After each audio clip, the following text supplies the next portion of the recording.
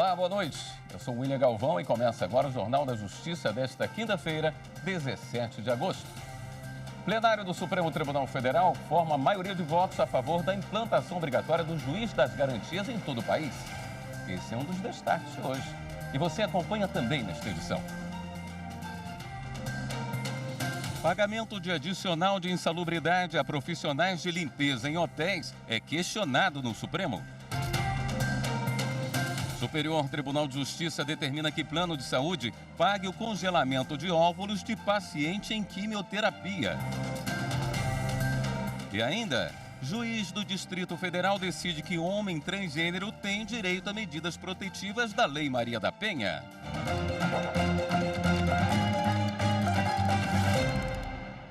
A constitucionalidade do juiz das garantias segue em discussão do Supremo Tribunal Federal.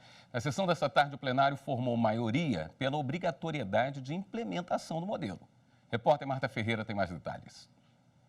São 4 ações que questionam no Supremo a implementação do juiz das garantias, mecanismo que foi incluído no Código de Processo Penal por meio da Lei 13.964 de 2019. Na prática, a regra determina que cada processo penal seja acompanhado por 2 juízes. O juiz das garantias fica responsável pela parte inicial, na fase do inquérito, enquanto o outro juiz profere a sentença. O relator, ministro Luiz Fux, votou no sentido de tornar opcional a adoção do juiz das garantias, ficando a critério de cada tribunal estabelecer a implementação do modelo. A divergência foi aberta pelo ministro Dias Toffoli. Para ele, o modelo deve ser implementado de maneira obrigatória e nacional e propôs um prazo de 12 meses para que entre em vigor. Os ministros Cristiano Zanin, André Mendonça e Alexandre de Moraes também votaram nesse sentido, mas para Moraes, a implantação deve ocorrer em até 18 meses, porque os tribunais vão ter que passar por uma reestruturação. Agora, os 5 votos apresentados até então entenderam que, ao contrário do que diz a lei em discussão, a competência do juiz das garantias acaba no oferecimento e não na recepção da denúncia. Com isso, depois do oferecimento, o caso já é de competência do juiz que julgará o caso. Na retomada do julgamento, o ministro Alexandre de Moraes concluiu o voto. Um dos pontos destacados foi em relação à alteração do procedimento de arquivamento de inquérito policial.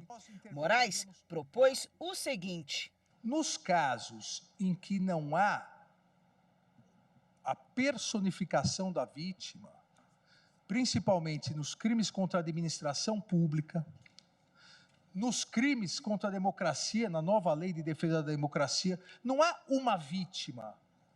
Nos crimes onde não há a possibilidade da aplicação do parágrafo 1º, onde não há uma vítima, nesses casos, a revisão deveria ser sempre obrigatória.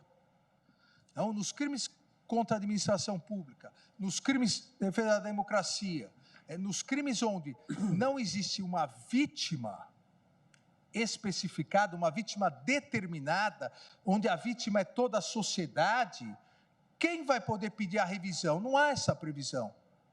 Então, nós poderemos utilizar uma interpretação conforme como já existe na ação popular. Na sequência, votou o ministro Nunes Marques pela validade do juiz das garantias e propôs um prazo máximo de 36 meses para sua implantação. Sobre o prazo para a implementação do novo modelo, é provável que seja necessária a edição de leis em alguns estados para fazer os ajustes que se mostrem necessários, inclusive com a criação de cargos de juiz e de servidor. Certamente, também é indispensável um amplo levantamento acerca do estado atual da virtualização dos processos e dos sistemas de comunicação da Polícia, do Ministério Público, da Defensoria e da Advocacia com o Judiciário. Por último, mas não menos importante, será necessário deflagrar e concluir os processos de investidura dos juízes que cuidarão dessa temática. Nesse contexto, já adianto que acho bastante razoável a proposta trazida e até então consolidada pelo ministro Dias Toffoli, mas eu sugiro o prazo de 36 meses, prazo máximo, contados a partir da publicação da ata de julgamento, como razoável para que todas as autoridades competentes dos 3 poderes da República, em âmbito estadual e federal, possam ajustar os meios, prazos e procedimentos para a efetiva instituição do juiz das garantias nos termos propostos pela lei ora impugnada. A sessão plenária da STF terminou agora há pouco. Ao vivo, a repórter Marta Ferreira atualiza as informações desse julgamento para a gente. Boa noite, Marta. Boa noite, William. Boa noite a todos. Na sequência da sessão, votou o ministro Edson Fachin, seguindo a linha do voto do ministro Dias Toffoli, que abriu divergência do relator. Ele votou pela constitucionalidade da implementação do juiz das garantias. Agora, o que falta definir é que prazo vai ser implantado esse modelo. O ministro Dias Toffoli propôs um prazo de 12 meses. O ministro Alexandre de Moraes propôs um prazo de 18 meses. E, como a gente viu agora, o ministro Nunes Marques, 36 meses. Só que essa definição não vai ocorrer hoje, ela vai ocorrer numa próxima semana, porque depois do voto do ministro Edson Fachin, o julgamento foi suspenso e será retomado na semana que vem. Ainda faltam votar os ministros Gilmar Mendes, Carmen Lúcia, Rosa Weber e Luiz Roberto Barroso. William. Obrigado, Marta. A Confederação Nacional do Comércio de Bens, Serviços e Turismo está questionando no Supremo a interpretação do Tribunal Superior do Trabalho que permite o pagamento de adicional de insalubridade em grau máximo de 40% a profissionais que fazem a limpeza de banheiros em hotéis. O atual entendimento do TST é o de equiparar o serviço de profissionais da limpeza nos hotéis à coleta de lixo urbano, sob a interpretação de que estabelecimentos de hospedagem são utilizados por público numeroso e diversificado. Para a CNC, a regra invade a competência do Ministério do Trabalho e Emprego para tratar dos critérios que envolvem as atividades insalubres. A entidade alega ainda que a norma ameaça o equilíbrio financeiro dos empreendimentos hoteleiros. A ação foi distribuída ao ministro Nunes Marques. Na sessão plenária desta quinta-feira, os ministros do Tribunal Superior Eleitoral decidiram manter o registro de candidatura do prefeito mais votado de Mariana, em Minas Gerais, nas eleições de 2020, Celso Cota Neto, do MDB. Com isso, ficou determinada a execução imediata da decisão com a diplomação e a posse dos eleitos. O ministro Raul Araújo abriu divergência e foi acompanhado pela maioria, inclusive pelo presidente da Corte, ministro Alexandre de Moraes. Lembrando que nas eleições de 2020, em virtude da pandemia do Covid, houve alteração constitucional para que a eleição fosse dia 15 de novembro. Na data da eleição, 15 de novembro de 2020, o recorrente estava com seus direitos políticos vigentes, uma vez que a pena de suspensão dos direitos políticos, fixada em 7 anos, teve início em 20 de 10 de 2008, tendo sido suspensa no período de 2/6 de 2010 a 2/6 de 2015, e, portanto, teve fim em 19 de 10 de 2020.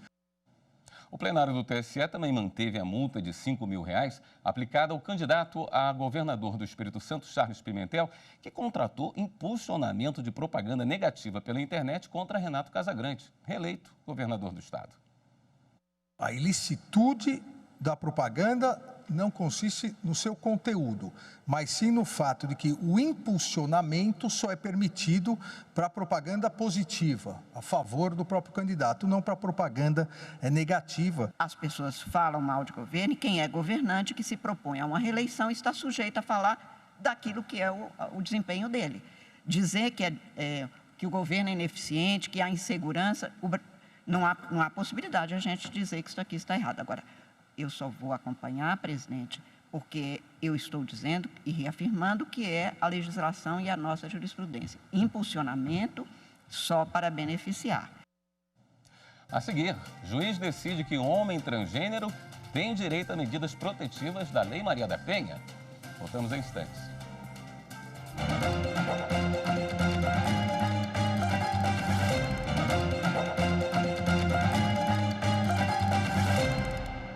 No Distrito Federal, a Justiça determinou que um homem transgênero tem direito a medidas protetivas da Lei Maria da Penha. A lei entrou em vigor em setembro de 2006, inicialmente aplicada para mulheres e até então também para mulheres trans. O juiz determinou medidas protetivas de urgência. O réu deve se afastar da casa em que morava com a vítima e também está proibido de frequentar a mesma igreja nos dias e horários do autor da ação. O que chama atenção no caso é que o juiz usou a Lei Maria da Penha, até então aplicada para proteger mulheres e, recentemente, também mulheres trans, pessoas que nasceram com sexo biológico masculino, mas que se identificam como mulher. Desta vez, o pedido foi feito por um homem transgênero. Ao justificar a decisão, o juiz do Distrito Federal destacou: um homem transgênero, uma pessoa que foi designada como do sexo feminino no nascimento, mas que se identifica como do gênero masculino, pode ser lido e tratado socialmente e no âmbito familiar e doméstico como mulher, e por isso sofre violências baseadas em gênero feminino, mesmo que sua performance de gênero seja predominantemente masculina. De acordo com o juiz, as experiências vividas por homens trans não são muito diferentes das vividas por mulheres trans, estando os dois grupos a vulnerabilidade e a violência. A Comissão da Diversidade Sexual da OABDF comemorou a decisão. É um avanço, né? É uma novidade quando o juiz trata aí das pessoas como o preconceito de fato, né, que essas pessoas sofrem no âmbito familiar, aí já por ser pessoa trans, por ser, tem todo um escopo aí que avança nas questões de preconceito.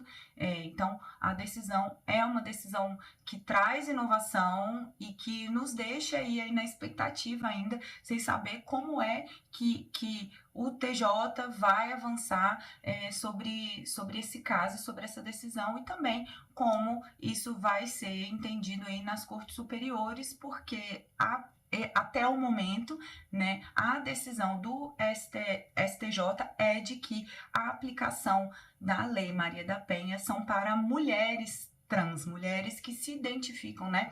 Para Michel Platini, que atua em defesa da população LGBTQIA+, a decisão ajuda a coibir a violência. Dados da própria Secretaria de Segurança Pública aqui do Distrito Federal demonstram que a residência, a família, é o segundo lugar onde as pessoas LGBTs mais denunciam nas delegacias. Por isso, nós estamos felizes que a Lei Maria da Penha serviu como um instrumento de proteção da população LGBT.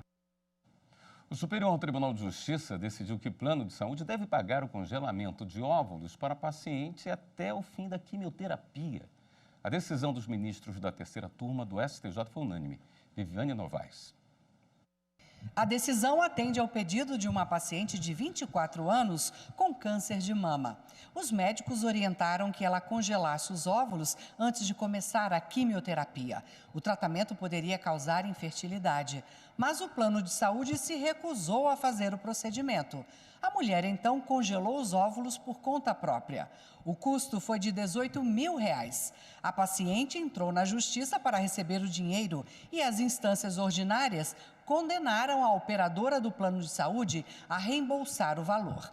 A empresa recorreu ao Superior Tribunal de Justiça, mas a terceira turma do STJ manteve a condenação. O plano deve custear o congelamento dos óvulos até que a paciente tenha a alta do tratamento de quimioterapia. Depois, a paciente deve arcar com o armazenamento dos óvulos. Os ministros seguiram o entendimento da relatora, ministra Nancy Andrighi.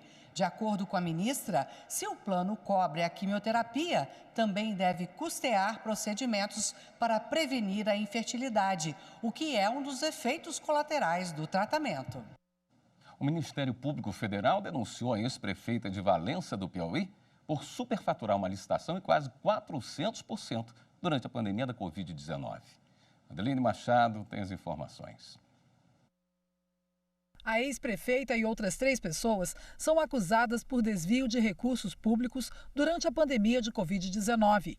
Eles teriam participado de um esquema de fraude em licitações para a compra de equipamentos com valor acima do preço de mercado. De acordo com a MPF, em maio de 2020, os denunciados forjaram cotação de preços para fraudar dispensa de licitação para aquisição de 20 totens de álcool em gel no município de Valença, do Piauí.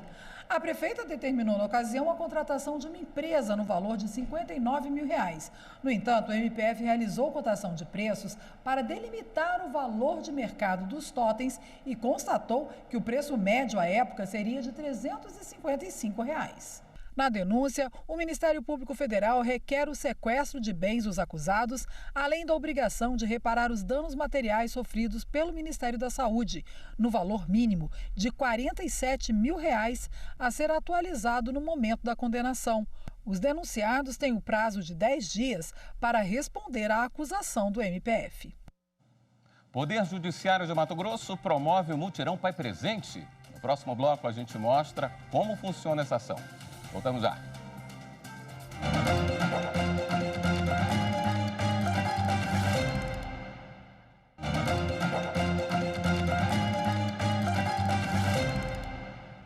O Poder Judiciário de Mato Grosso está promovendo o Mutirão Pai Presente. Todo ano, no mês de agosto, há uma concentração de audiências em que é possível a solicitação de exames gratuitos de DNA. A ação termina nesta sexta-feira, como mostra a reportagem de Laura Meirelles. Uma iniciativa que nasceu em Mato Grosso, foi adotada pelo Conselho Nacional de Justiça e agora está sendo replicada em todo o país. A ação estimula o reconhecimento voluntário da paternidade e reduz o número de crianças que não possuem o nome do genitor na certidão de nascimento. No Fórum de Várzea Grande, o mutirão acontece até a próxima sexta-feira, dia 18, com horários agendados ou comparecimento espontâneo no Centro Judiciário de Solução de Conflitos e Cidadania, Sejusc. Todo esse projeto já desenvolvido aqui na comarca, a evolução ela é patente, né? Quanto a números, né, e adesão de pessoas. Nós temos os agendamentos, né, aproximadamente 37 já agendados e, independentemente disso, o pai ele pode espontaneamente vir e reconhecer a paternidade. As pessoas vão vir até ao fórum, no Sejusc, farão a coleta, já sairão daqui, farão o termo, né, que já vai decidir sobre todas as questões, guarda, alimentos, visita, e vão aguardar o resultado desse exame. Sendo positivo, a gente vai fazer os demais procedimentos. Nesta edição, uma parceria com o LACEN, Laboratório Central de Saúde Pública de Mato Grosso, vai proporcionar que o exame de DNA seja feito totalmente sem custo para as partes. Caso não haja o reconhecimento espontâneo da paternidade durante a audiência de conciliação, o sangue é coletado para a realização do exame. Eu achei uma boa oportunidade, né, para quem não tem condições de fazer. Eu achei bom. Aí aproveitamos, né, que já era gratuito, já aproveitamos fazer. Em Cuiabá, o mutirão terá todas as suas ações realizadas no sábado, dia 19. Uma força-tarefa será montada para dar andamento aos processos de reconhecimento de paternidade que tramitam no Fórum da capital. Por hora, nós já temos 80 audiências designadas para realizarmos com um grupo de magistrados e servidores que atuaram em mutirão. Mas acreditamos que no transcorrer do dia, as pessoas que porventura se interessarem poderão comparecer aqui nas dependências do fórum para nós fazermos o procedimento de imediato. E também um cartório registro civil vai estar aqui também para averbar na certidão de nascimento aqueles reconhecimentos voluntários. Então, muitos poderão ter a oportunidade de saírem daqui já com a sua certidão de nascimento constando o nome do seu pai. Uma iniciativa da Corregedoria Geral da Justiça do Rio Grande do Sul conecta equipes de todo o estado. O resultado é a agilização e a padronização do trâmite dos processos. O trabalho é realizado a partir da Unidade de Cumprimento, Atendimento e Apoio. Reportagem Paulo Marcon. Uma das últimas novidades idealizadas pela Corregedoria Geral da Justiça é a criação da Única, a Unidade de Cumprimento, Atendimento e Apoio. Na Única, servidores de diversas comarcas atuam em centrais e de forma integrada. Essas unidades são voltadas ao atendimento ao público e cumprimento de tarefas para agilizar a prestação jurisdicional. A partir da realidade de que os processos são digitais e, portanto, eles estão em nuvem, eles estão acessíveis a partir de qualquer computador, esteja o servidor trabalhando no litoral, em Porto Alegre ou no interior, nós passamos a organizar também a força de trabalho do primeiro grau na nuvem. Eu consigo compartilhar a força de trabalho proporcional à demanda. O que acontece? Algumas comarcas recebem muitos processos, mas o tribunal sempre teve uma dificuldade de mandar servidores para lá. Um ótimo exemplo é a comarca de Horizontina. nós fizemos a destinação de 8 servidores mediante nomeação em concurso público.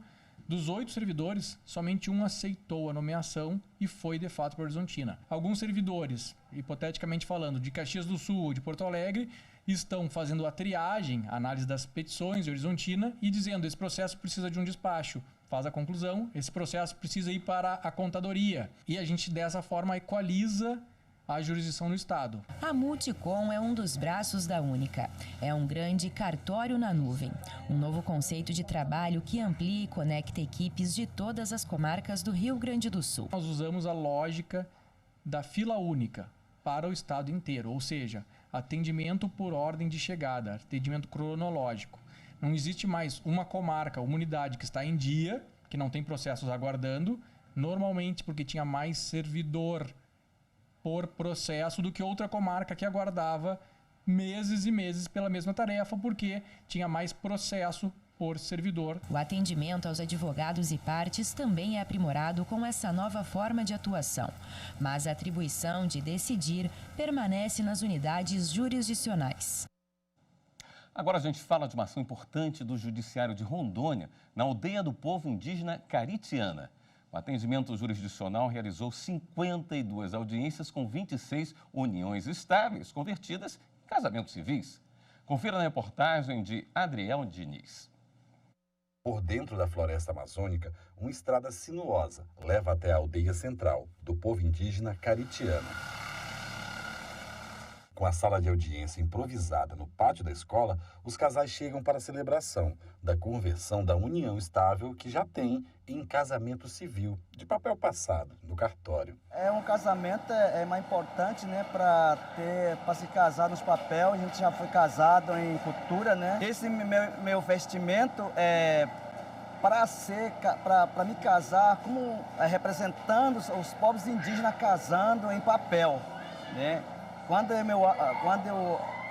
minha intenção é isso, eu estou casando assim com cocá e com as minhas peças de arte aqui, né? O momento é marcante para a comunidade, que vê na atenção dada pela Justiça a oportunidade de realizar um sonho.